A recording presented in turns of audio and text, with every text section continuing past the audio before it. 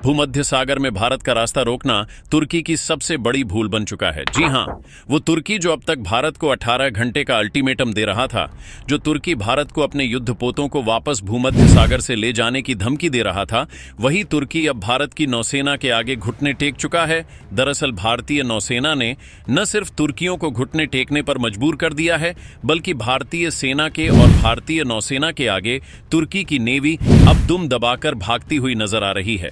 जैसा कि हमने आपको पहले ही बताया था कि किस कदर से भूमध्य सागर को लेकर के मामला तूल पकड़ रहा है, और यहां पर भारत अपनी एक तरफ तो पकड़ कमजोर करने की फिराक में बिल्कुल नहीं है, तो वहीं दूसरी तरफ सऊदी अरब जो भूमध्य सागर को अपनी जागीर मान रहा था, उसको बहुत बड़ा झटका भारत ने दे दिया है।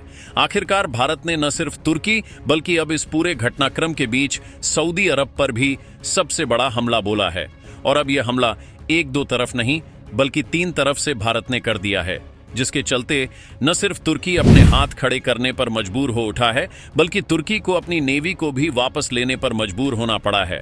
आपको बता दें कि भारतीय नौसेना की तरफ से INS त्रिकंद को पहले भूमध्य सागर में उतारा गया था, लेकिन तुर्की और सऊदी अरब को लगा था कि भारत का सिर्फ एक युद्धपोत है, लेकिन शायद वो भारत की असल चाल समझ ही नहीं पाए थे, और जब असल चाल उन्हें पता चली, भारत की तब तक काफी देर हो चुकी थी, और वो एक ऐसा बयान और ऐसा कदम उठा चुके थे जो उनके लिए ही सबसे बड़ा विनाशकारी बन चुका है। दरअसल भारत ने एक नहीं बल्कि 4 युद्धपोत उतार दिए थे जब तक इस पूरे मामले में आगे बात बढ़ती, और अब इस खबर को लेकर के जैसे ही अपडेट सामने आई है, पूरी दुनिया में हड़कंप मच चुका है। अब तक जो देश मान रहे थे कि भारत की स्थिति भूमध्य सागर में कमजोर है और कमजोर स्थिति में भारत फंस चुका है, वही देश अब यह कह रहे हैं कि भारत ने भूमध्य सागर पर पूरी तरीके से अपना नियंत्रण बना लिया है। दरअसल भारत ने लाल सागर के रास्ते होते हुए भूमध्य सागर में INS त्रिकंद को भेजा था, लेकिन आखिरकार अब जो खबर सामने आई है वो पूरी दुनिया को चौंका दी है।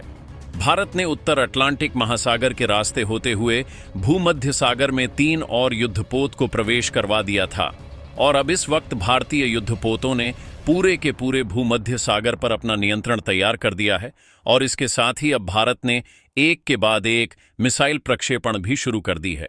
सबसे बड़ी खबर इस वक्त आ रही है, भारतीय युद्धपोत की तरफ से ब्रह्मोस मिसाइल दागा गया है, जिस ब्रह्मोस मिसाइल के चलते अब तुर्की को अपना कदम पीछे खींचने पर मजबूर होना पड़ा है, और भारत का ये सबसे बड़ा कदम रहा है तुर्की और सऊदी अरब के खिलाफ, जिसके चलते अब इसको लेकर के मामला ज्यादा बढ़ता नजर आ रहा है। क्या है पूरी खबर? क्या पूरी अपडेट सामने आ रही है?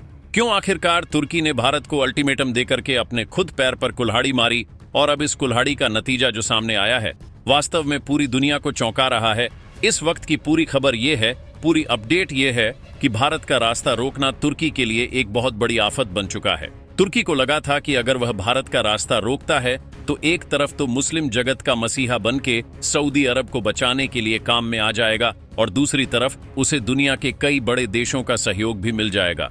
हालांकि किन देशों की तरफ यह इशारा है आगे हम आपको बताएंगे, लेकिन पूरा का पूरा सऊदी अरब और तुर्की का प्लान इस वक्त विफल हो चुका है।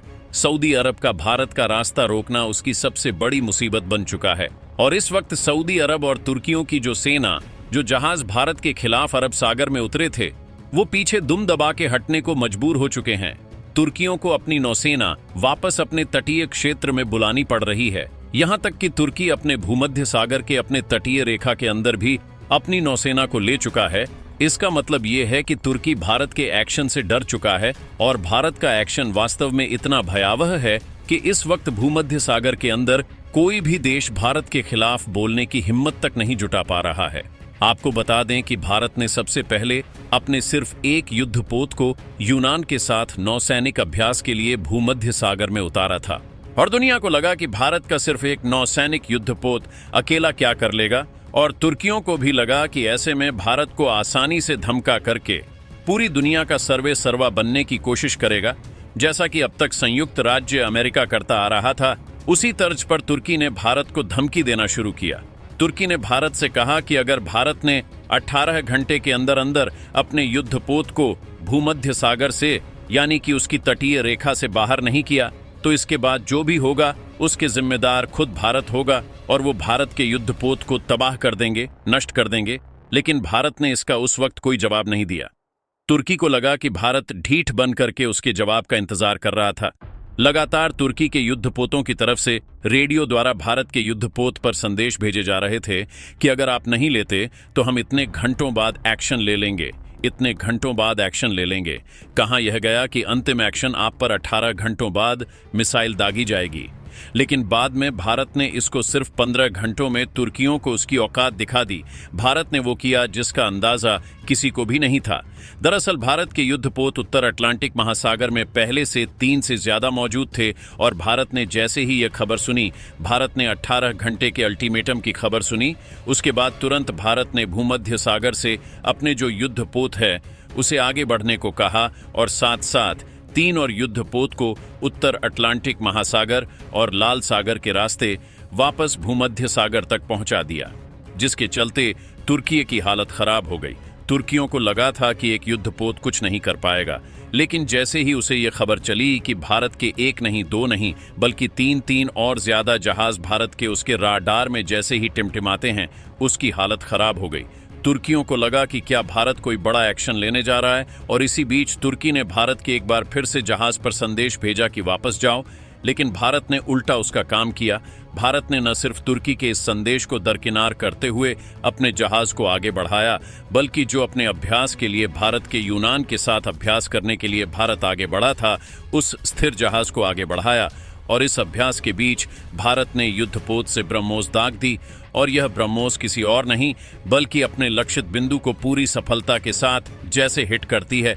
और यह हिट इतना करीब था तुर्की के कि मानो यह पूरा का पूरा प्लान तुर्की के लिए ही किया गया हो। जैसे यह बात तुर्की को पता चली, तुर्की ने तुरंत इस पर बड़ा एक्शन लेते हुए अपने जहाज को तुरंत पीछे लेने के निर्देश दिए, और इसके बाद तुर्की ने तुरंत 2 कदम पीछे करने का काम कर दिया।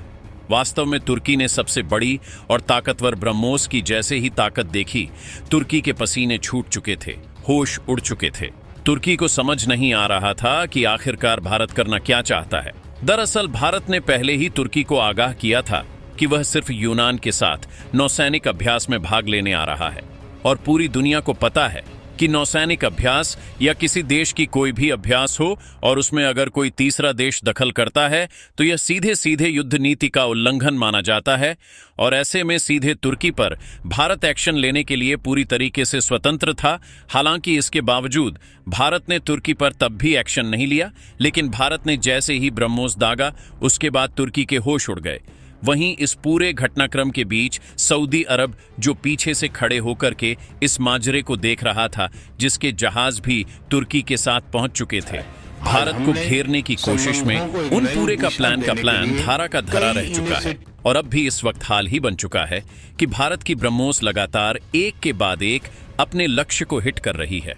न सिर्फ लक्ष्य को हिट कर रही है, बल्कि भारतीय नौसेना इस वक्त एक प्रशिक्षक के रूप में, एक ट्यूशन देने वाली कंपनी के रूप में यहां यूनान के लिए काम कर रही है, उसे युद्ध नीतियां सिखा रही है। और हाल यह बन चुका है कि इस वक्त भूमध्य सागर में एक अलग सा सन्नाटा पसर चुका है। भूमध्य सागर में ऐसा लग रहा है कि इस वक्त भारत का राज चल रहा है। जो तुर्की लगातार भूमध्य सागर में कूद रहा था, लगातार अपने दावों की बातें कर रहा था, वो तुर्की बिल्कुल से शांत हो चुका है। दरअसल आपको बता दें कि तुर्की भूमध्य सागर में कुछ वैसी ही स्थिति बना रहा है जैसे कि इधर दक्षिण चीन सागर में चीन बनाने की कोशिश कर रहा है। चीन अपने आसपास के देशों को धमका करके दक्षिण चीन सागर में अपना इकलौता आधिपत्य जमाने की कोशिश करता है, वैसा ही हाल तुर्की का है। तुर्की भी भूमध्य सागर के अधिकांश हिस्से पर अपना दावा ठोक करके यूनान जैसे देशों को यह कहता है कि उनका कोई भी अधिकार नहीं है भूमध्य सागर पर। और इसी चलते भारत ने यहां पर एक मसीहे के रूप में उतर करके इन देशों की न सिर्फ मदद की है, बल्कि तुर्की और सऊदी अरब को बड़ा सबक भी सिखा दिया है। वहीं दूसरी तरफ इस वक्त जहां एक तरफ भारत इधर तुर्की और सऊदी अरब को बुरी तरीके से लपेट रहा है, तो वहीं दूसरी तरफ भारत ने एक और कसर नहीं छोड़ी है। भारत ने सीधे तौर पर संयुक्त राष्ट्र के अंदर तुर्की और सऊदी अरब को पूरी दुनिया के सामने खोल करके रख दिया है। भारत ने हाल वो बना दिया है कि तुर्की और सऊदी अरब संयुक्त राष्ट्र से बाहर निकलने पर मजबूर हो रहे हैं। वहां की तरफ से पहुंचे प्रतिनिधि यहां पर बात करने के लिए भी हकलाते नजर आ रहे हैं कि आखिरकार वो कहें तो क्या कहें, क्योंकि भारत ने उनके एक एक हरकतों की पोल पूरी दुनिया के सामने खोल दी है। न सिर्फ इस बात से तुर्की और सऊदी अरब भारत से खींचे हुए हैं, बल्कि इस वजह से कई सारे अरब देश, कई सारे मुस्लिम राष्ट्र जो तुर्की और सऊदी अरब को सीधे समर्थन कर रहे हैं, वो भी भारत के खिलाफ हो चुके हैं। अब तक सऊदी अरब इस मामले में अकेला फंसा हुआ था, लेकिन अब इस लपेटे में तुर्की ने अपने आप को खुद फंसा लिया है। दरअसल भारत पहले से ही तुर्की से नाराज है। अगर आपको नहीं याद है तो बता दें कि भारत के एक पूर्व सैन्य अभियान के बाद जो हुआ था, उसमें सीधे सीधे हाथ तुर्की का था। तुर्की ने ड्रोन आपूर्ति किए थे और उन्हीं ड्रोनों से भारत को निशाना बनाया जा रहा था, जिसके बाद भारत ने सीधे ही तुर्की को निशाने पे ले लिया था। हालांकि भारत ने उस वक्त कोई बड़ा कदम नहीं उठाया था, लेकिन अब जैसे ही तुर्की भारत के अब वास्तव में सामने खुलकर के निशाने पर आया है, अब भारत ने उस पुराने बदले को भी निभाने का पूरा प्लान तैयार कर लिया है। क्योंकि अब तुर्की चाहे या ना चाहे, भूमध्य सागर में भारत उसे कहीं का भी नहीं छोड़ने वाला है। दरअसल भारत की पहले यह अभ्यास महज 3 दिन की होने वाली थी, लेकिन अब सबसे बड़ी खबर यह सामने आ रही है कि भारत के 4 और युद्धपोत पहुंचने के बाद इस अभ्यास को 4 दिन और बढ़ाया जा रहा है। यानी कि यह 4 से 3 मिलाकर के पूरे 1 हफ्ते तक भारतीय युद्धपोत न सिर्फ भूमध्य सागर में अपना बवाल मचाने वाले हैं, बल्कि पूरी दुनिया को अपनी असली ताकत और सामरिक क्षमता का प्रदर्शन भी करने वाले हैं। वहीं इस वक्त ब्रह्मोस की गड़गड़ाहट इस वक्त तुर्की के आसमानों पर भी देखी जा रही है, जिस चीज से तुर्की की रूह कांप रही है। हाल यह बन चुका है कि तुर्की के पास चुप रहने के अलावा अभी कोई विकल्प नहीं है, क्योंकि अगर तुर्की जरा सा भी छू चपड़ करता है तो इस वक्त भारत उसे कहीं का नहीं छोड़ेगा। एक तरफ तो यह हाल है, दूसरी तरफ संयुक्त राष्ट्र में जो तुर्की अब तक भारत के लेकर के लगातार बयानबाजी कर रहा था, जो सऊदी अरब अब तक भारत को लेकर के लगातार कह रहे थे कि भारत को संयुक्त राष्ट्र महासभा में निषेधाधिकार कभी नहीं मिलने वाली है, अब भारत ने उनके मुंह भी बंद करने शुरू कर दिए हैं। दरअसल भारत को लेकर के कई सारे देशों का सीधे समर्थन मिल चुका है। संयुक्त राष्ट्र में कहा यह भी जा रहा है कि इसको लेकर के जल्द ही भारत के लिए विधेयक पारित कर दिया जाएगा, क्योंकि अब तक इस मामले में निषेधाधिकार वाले देशों की अड़चनें आ रही थीं, लेकिन अब इस मामले में निषेधाधिकार के देशों की भी अड़चनें दूर होती नजर आ रही हैं। खैर, इस पर सामंजस्य की अभी भी खबरें पूरी तरीके से स्पष्ट नहीं है, लेकिन कहा यह जा रहा है कि संयुक्त राष्ट्र में भारत ने इस वक्त पूरा का पूरा बवाल मचा करके रखा है। भारत के विदेश मंत्री ने न सिर्फ पूरी दुनिया को इस मुद्दे पर चुप करा दिया है, बल्कि भारत ने सीधे तौर पर संयुक्त राज्य अमेरिका पर भी व्यापार शुल्क मामले को लेकर के निशाना साध दिया है। भारत को लेकर के संयुक्त राज्य अमेरिका ने साफ कहा था कि संयुक्त राष्ट्र में भारत को वो बुरी तरीके से हराएंगे, लेकिन अब हाल उल्टा बन चुका है।